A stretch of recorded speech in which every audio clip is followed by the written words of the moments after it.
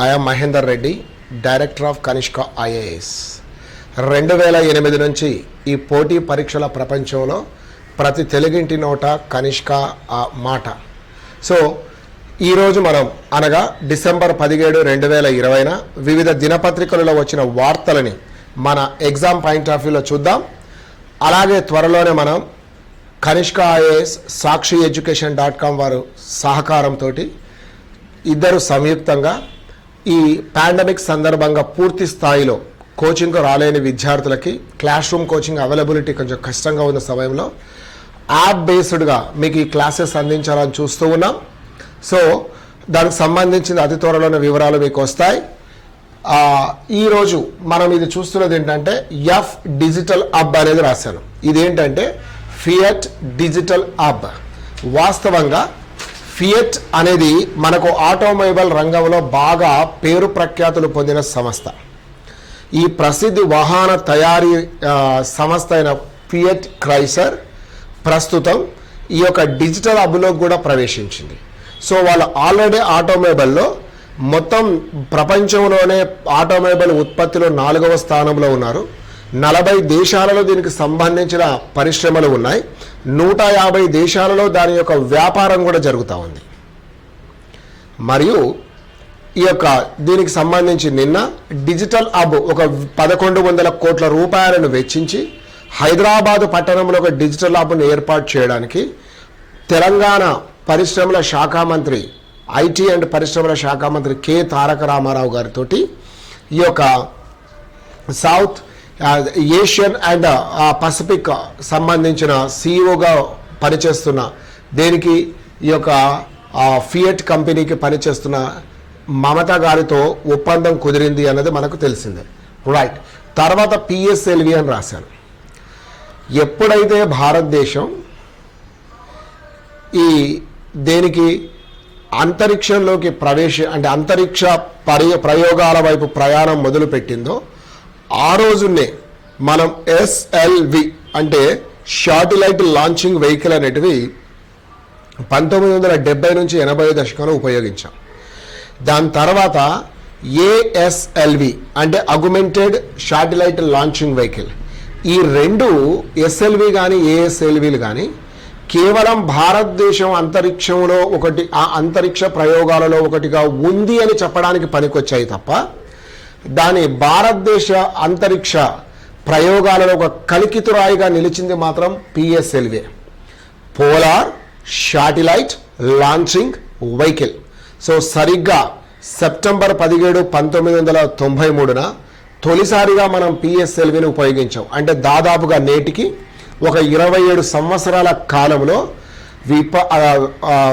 విపరీతమైన విదేశీ మారక ద్రవ్యాన్ని ఆర్జించింది అంతరిక్షంలో. అంటే అది పిఎస్ఎల్వి చలవని.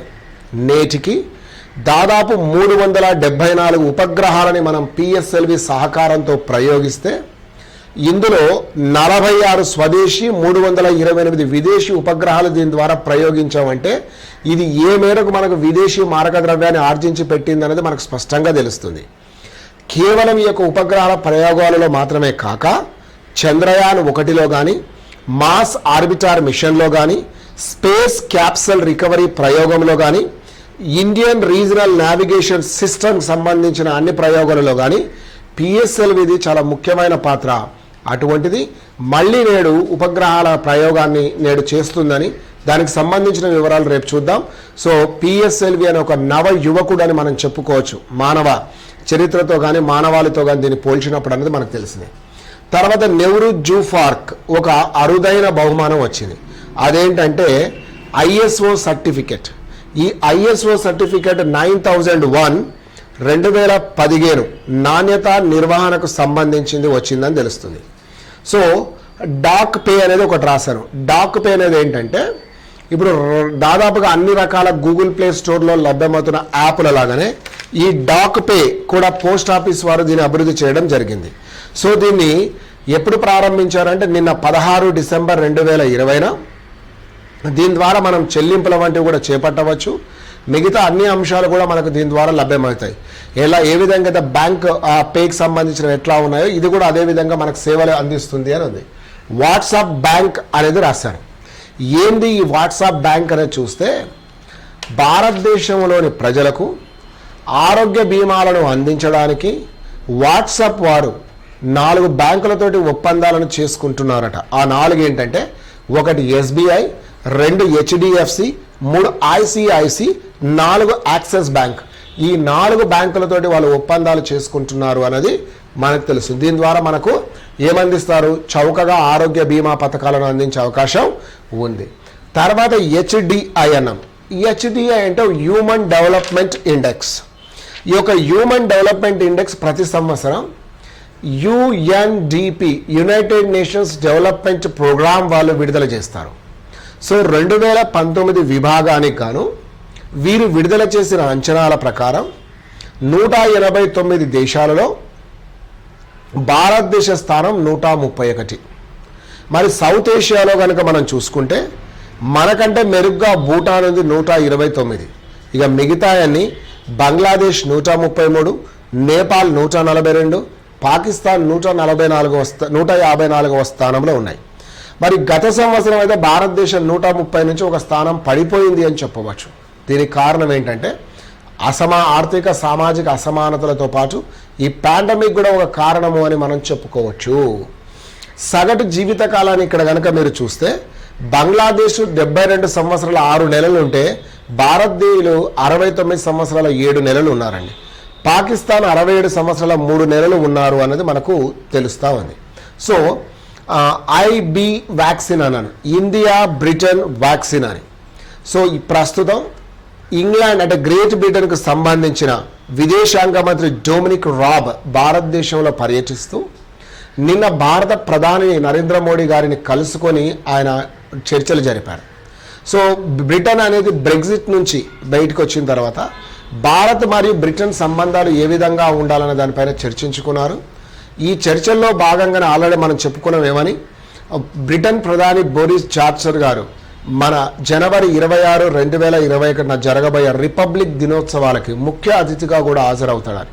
సో పోస్ట్ పాండమిక్ అంటే ఈ యొక్క కరోనా అనంతర కలియుగంలో భారతదేశము మరియు ఈ యొక్క బ్రిటన్లు మంచి భవిష్యత్తును కలిగి ఉన్నాయి ప్రపంచంలో అని 2 దేశాధినేతలు అంటే భారత దేశాధినేత అయిన ప్రధానమంత్రి గారు బ్రిటన్ విదేశాంగ మంత్రి డొమినిక్ రాబ్ గారు ఆ విధంగా చెప్పుకోవడం జరిగింది. శశి శేఖర్ ఒక వ్యక్తి పేరు ఇక్కడ రాసింది ఏంటంటే ఆసియా పసిఫిక్ ప్రసార విభాగానికి ఉపాధ్యక్షుడిగా శశి శేఖర్ వెంపటి గారు నిన్న ఎంపిక అవ్వడం జరిగింది. ఇందులో మొత్తం 57 దేశాలు 286 వార్తా ప్రసార సంస్థలు కలవు. అంటే 57 దేశాలకు చెందిన 286 వార్తా ప్రసార సంస్థలు కలవు. ఇందులో ఇది 1964లో ఏర్పడింది. మొత్తం 300 కోట్ల మంది యొక్క వార్తలను వీక్షిస్తున్నారు.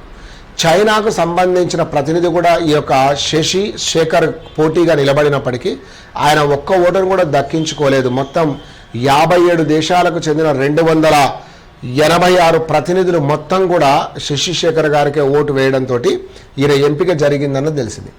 కరెన్సీ అవకతవకలు.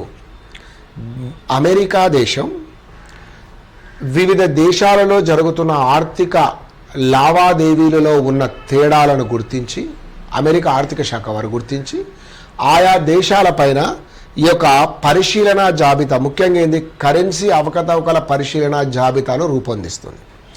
ఇప్పటికే ఈ జాబితాలో వియత్నాం, స్విట్జర్లాండ్లు ఉంటే కొత్తగా ఇండియా, తైవాన్, థాయిలాండ్లు కూడా చేరాయి. ఇవి మాత్రమే కాక జర్మనీ, ఇటలీ, సింగపూర్ వంటి దేశాలు కూడా ఈ యొక్క అమెరికా ఆర్థిక శాఖ పరిశీలన జాబితాలో దేనిపైన కరెన్సీ అవకతవకల పైన ఉన్నది అన్నది మనకు తెలుస్తుంది. ఖతార్ అనేది ఒకటి రాశారు. ఏంది ఖతార్ అనేది కనుక చూస్తే మనకు ఖతార్ దేశం దాని రాజధాని దోహా. ముఖ్యంగా వరల్డ్ ట్రేడ్ ఆర్గనైజేషన్ సమావేశాలకు వచ్చినప్పుడు దాని యొక్క ప్రాముఖ్యత మనకు తెలుస్తూనే ఉంటుంది. అటువంటిది ఇప్పుడు ఎందుకు వచ్చిందంటే 2030వ సంవత్సరంలో ఆసియా క్రీడల నిర్వహణ ఖతార్కే చెందింది, అదే నిర్వహించబోతుంది అని ఉంది. మరొకటి జింబాబ్వే అని ఎందుకు రాశారంటే 2023లో ఈ వరల్డ్ కప్ క్రికెట్ ఏదైతే ఉందో ప్రపంచ కప్ క్రికెట్కి సంబంధించింది 50-50 వన్డే ODI సంబంధించింది భారతదేశంలో నిర్వహిస్తున్నారు. ఇందులో భారతదేశం హోస్ట్గా ఈజీగా ఎంట్రీతో పాటు 7 ఇతర ఉన్నాయి టీములు. ఏంటవి? టెస్ట్ హోదా కలిగినాయి. అవి కాకుండా ఇంకొక 3 టీములకు మాత్రం కోసమై అంటే qualifying tourney for world cup, ప్రపంచ కప్ ఆడడం కోసం ఈ యొక్క క్వాలిఫైయింగ్ కోసం ఒక 3 దేశాలు కావాలి. దీనికి సంబంధించిన టోర్నమెంట్ అంతా కూడా జింబాబ్వేలో నిర్వహిస్తారు. క్వాలిఫైయింగ్ టోర్నమెంట్ అని చెప్పేసి చెప్తాం.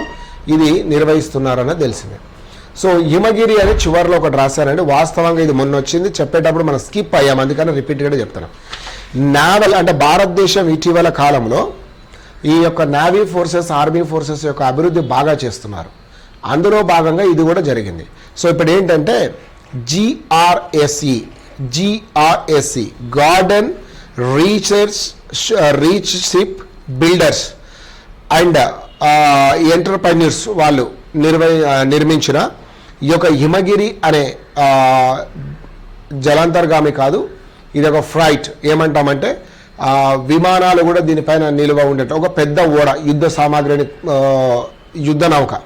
ఈ యుద్ధ నౌకను ఇప్పుడు మనం నావీలో ప్రవేశపెట్టడం అనేది జరిగింది. అదే కాక గోవా దగ్గర ఈ యొక్క సాక్ష్యం అనే సిరీస్లో భాగంగా ఆఫ్షోర్ పెట్రోల్ వెహికల్ యొక్క తయారీ అవుతుంది. దీని అక్టోబర్ 2020 నాటికి ఈ యొక్క సాక్ష్యం సిరీస్లో ఉన్న ఆఫ్షోర్ పెట్రోల్ వెహికల్స్లో ఇది 5వ దాన్ని 2021 నాటికి ప్రవేశపెట్టబోతున్నారు. ఇది గోవా షిప్ యాడ్లో వస్తుంది అనేది మాత్రం మనకు తెలిసిందే. So this is the current affairs of today. Have a nice day. Thank you for all.